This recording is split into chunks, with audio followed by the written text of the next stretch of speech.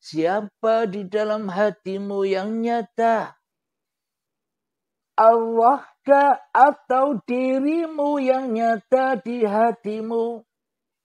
Bila yang nyata di hatimu hanyalah dirimu, maka dirimu itulah iblis dan setannya. Maka perangilah ia dengan apa? Dengan tiadakan dirinya di hatinya. Itulah perang akbar. Itulah perang suci untuk memerangi salib-salib yang ada di hati kita ini. Bukan perang salib-salib yang di luar itu. Jadi maknanya perang-perang salib yang di luar itu adalah kiasan. Contoh. Misal yang ada di hati kita, sesungguhnya perang salib itu ada di setiap hati manusia. Alhamdulillahirabbil alamin. Inilah bukti bahwa Al-Quran itu bukan dongeng, tapi petunjuk yang nyata, yang kejadiannya, semuanya yang ada di dalam Al-Quran itu hak terjadi saat ini pada tiap-tiap diri manusia. Ada manusia yang menjadi umatnya Nabi Lut. Ada manusia yang menjadi golongan bapaknya Nabi Ibrahim. Apa buktinya? Padahal itu cerita lalu. Cerita masa lampau. Bila ini dianggap Al-Quran ini hanya dianggap cerita masa lalu. Berarti ini kan dongeng. Berarti ini kan hanya sejarah saja. Cerita saja tanpa kenyataan. Alhamdulillahirabbil alamin. Apa buktinya bahwa ceritanya kaumnya Nabi Lut itu memang benar-benar terjadi saat ini. Bukan dulu saja, saat ini pun terjadi, besok pun juga terjadi. Apa buktinya? Coba hayati, tafakuri, masuklah ke dalam diri Anda, pahami. Diceritakan kaumnya Nabi Lut itu secara syariatnya, yakni cinta dengan sejenisnya. Laki-laki suka-sukaan menikah dengan laki-laki, berzina dengan laki-laki.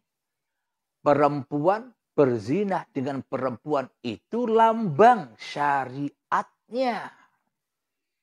Tapi lambang hakikat sejatinya ada pada tiap-tiap diri manusia. Kapan? Ya sekarang. Inilah bukti yang hak bahwa manusia selama ini lebih cinta kepada ciptaan Tuhan daripada cinta kepada yang menciptakannya. Berarti cintanya kan cinta sejenis. Sejenis apa? Sejenis makhluk. Kita hanya cinta kepada kemakhlukan kita sendiri. Otomatis kita cinta kepada makhluk-makhluk yang lain. Cinta kepada wanita. Cinta kepada tahta. Cinta kepada ilmu. Cinta kepada amal. Cinta kepada gemerlapnya dunia.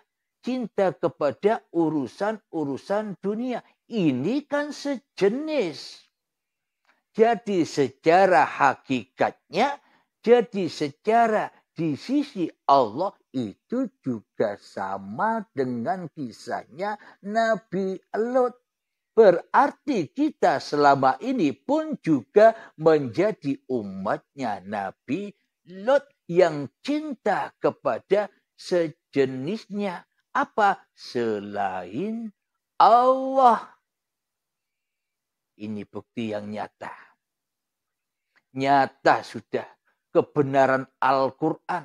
Nyata sudah Haknya Al-Quran benar-benar petunjuk bagi orang-orang yang dikehendaki oleh Allah. Contoh yang kedua, zamannya Nabi Ibrahim, yakni ayahnya. Dikisahkan ayahnya itu salah seorang pembuat patung, pembuat berhala, pembuat arca. Setelah dibuat arcanya, setelah dibuat berhalanya, setelah dibuat patungnya, disembah-sembah sendiri. Dibuat patungnya, disembah-sembah sendiri. Apa kenyataan di dalam hati kita? Apa persamaannya di dalam hati kita? Itu kan syariatnya. Itu kan bentuk laku lahiriahnya yang ada dicontohkan cerita di dalam Al-Quran.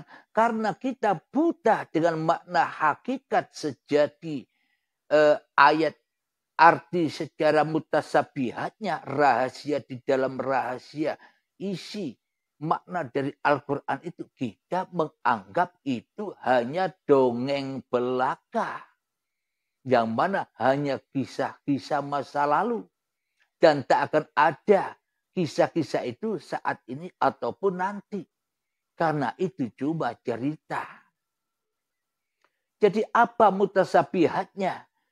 Ayahnya Nabi Ibrahim membuat berhala, disembah-sembah sendiri. Ini buktinya. Ada pada tiap-tiap diri manusia kita. Contoh, kita merasa yang berbuat sholat itu kan kita. Kita merasa yang bisa mengerjakan sholat itu kan kita. Kita merasa yang bisa mengerjakan ibadah-ibadah itu kan kita. Kita merasa bisa berbuat dzikiran, sholawatan, sholat duha, sholat tahajud, dzikiran puasa dan sebagainya, berbuat baik, ahli berderma. Ini kan seolah-olah buatan kita.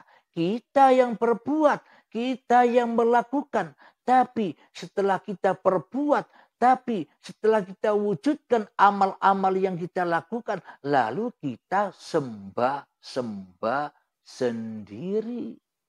Diaku-akui, dibangga-banggakan, dimulia-muliakan amal-amal kita sendiri.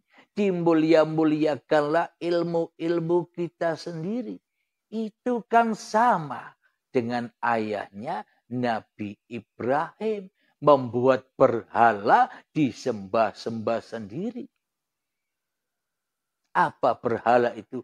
Hal-hal yang selain Allah, itulah berhala. Itulah tauhid yang ada di hati kita selama ini. Alhamdulillahirabbil alamin. Nyata bukan Al-Quran itu? Kejadiannya bukan dulu saja, sekarang pun kita pernah tinggal di situ.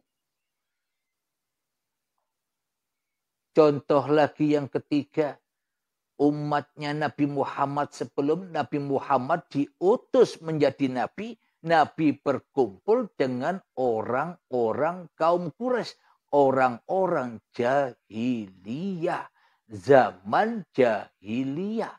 Apakah orang jahiliyah, apakah manusia jahiliyah adanya zaman Kanjeng Nabi sebelum diutus menjadi Rasul saja? Kalau kita menyangka orang jahiliyah adanya dulu, ini kan juga dongeng-dongeng saja cerita Al-Quran ini bagi kita selama ini.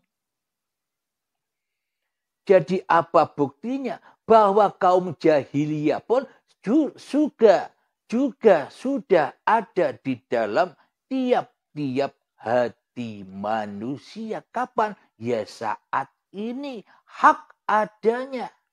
Apa buktinya? Bila yang wujud di hati kita selain Allah, itulah kaum jahiliyah. Itulah kaum kafirin. itulah kaum murtadin. Orang-orang yang murtad kepada Tuhan yang telah menciptakan dirinya. Karena orang-orang jahiliyah telah mentauhidkan dirinya di hatinya daripada mentauhidkan Tuhannya di hatinya. Inilah tanda bahwa kita pun selama ini juga mengalami nasib seperti kaumnya Nabi Muhammad saat Nabi Muhammad belum dilahirkan, yakni kaum jahiliyah. Nyata sekali Al-Quran. Al-Quran ini adalah petunjuk dari Allah untuk kembali kepada Allah. Alhamdulillahirabbil alamin. Mohon maaf, minum dulu.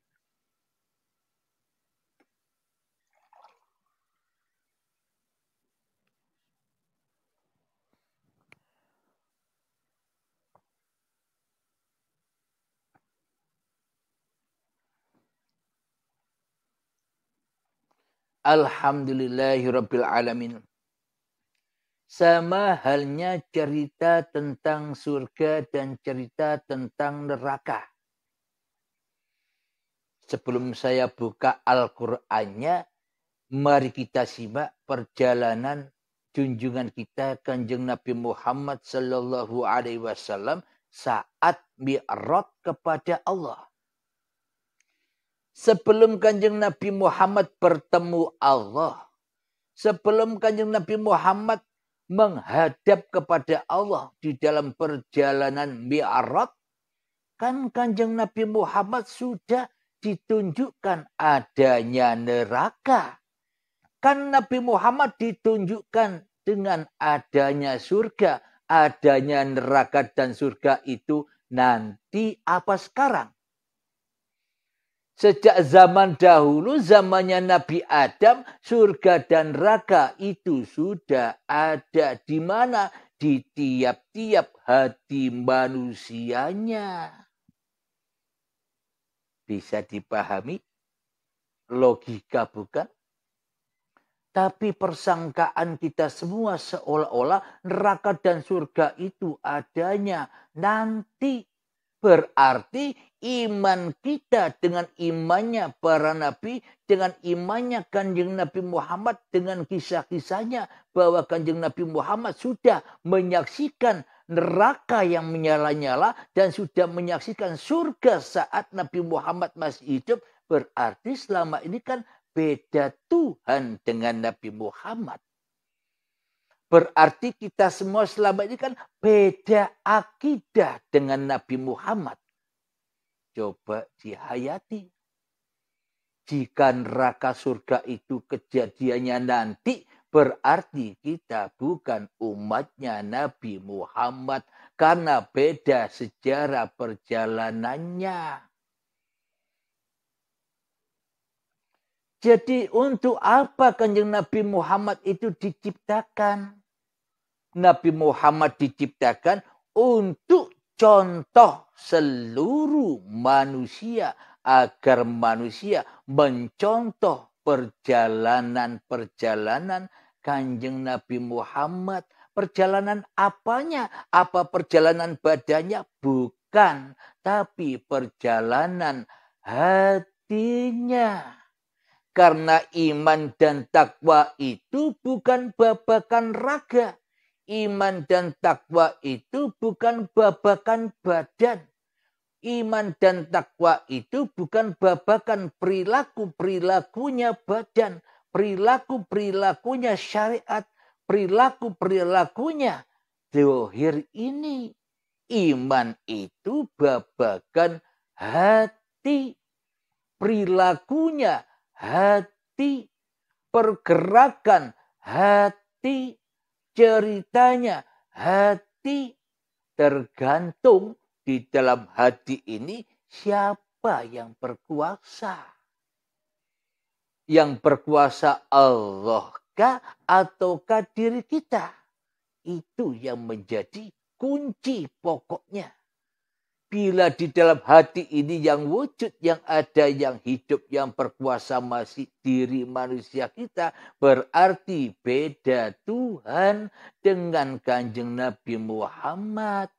Bila beda Tuhan, mana mungkin kita berharap-harap menjadi kaumnya, menjadi umatnya Nabi Muhammad.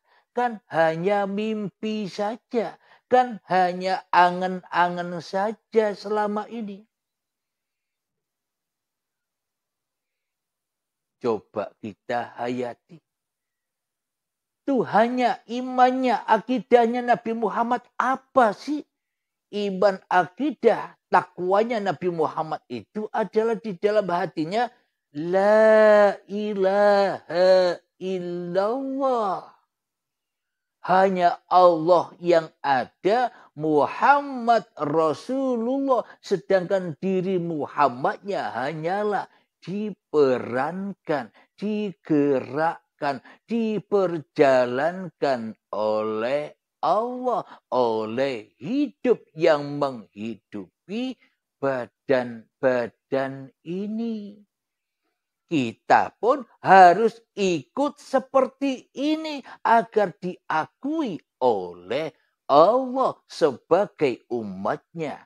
Kanjeng Nabi Muhammad karena imannya, Tuhannya sama.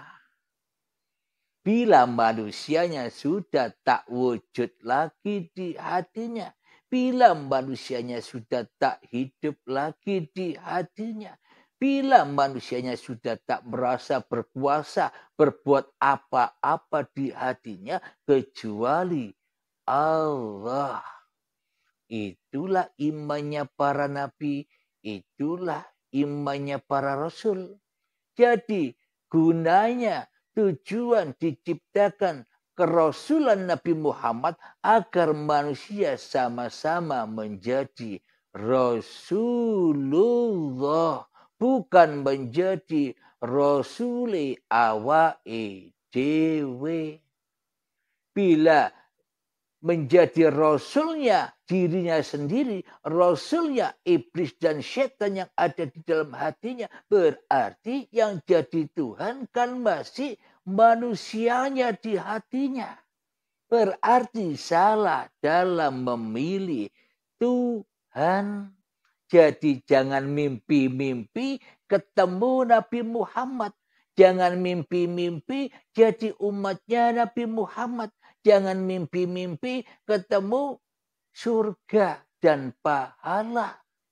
Semuanya hanyalah mimpi-mimpi yang semu dan fata morgana saja. Karena kita selama ini disesatkan oleh setan di hati kita yang selama ini kita pertuhankan di dalam hati kita. Alhamdulillah sangat nyata. Hak sekali Al-Quran ini bagi orang-orang yang diberi petunjuk oleh Allah. Semoga saya dan semoga kita semua para penyimak dan pecinta uripe Allah ini sama-sama menjadi Rasulnya Allah. Jangan mau menjadi Rasulnya setan di hati kita. Caranya bagaimana? Ya perangi dirimu di hatimu. Mari kita belajar untuk memerangi diri kita di hati kita yang biasa kita lakukan 3 menit atau 5 menit. Saya tunggu.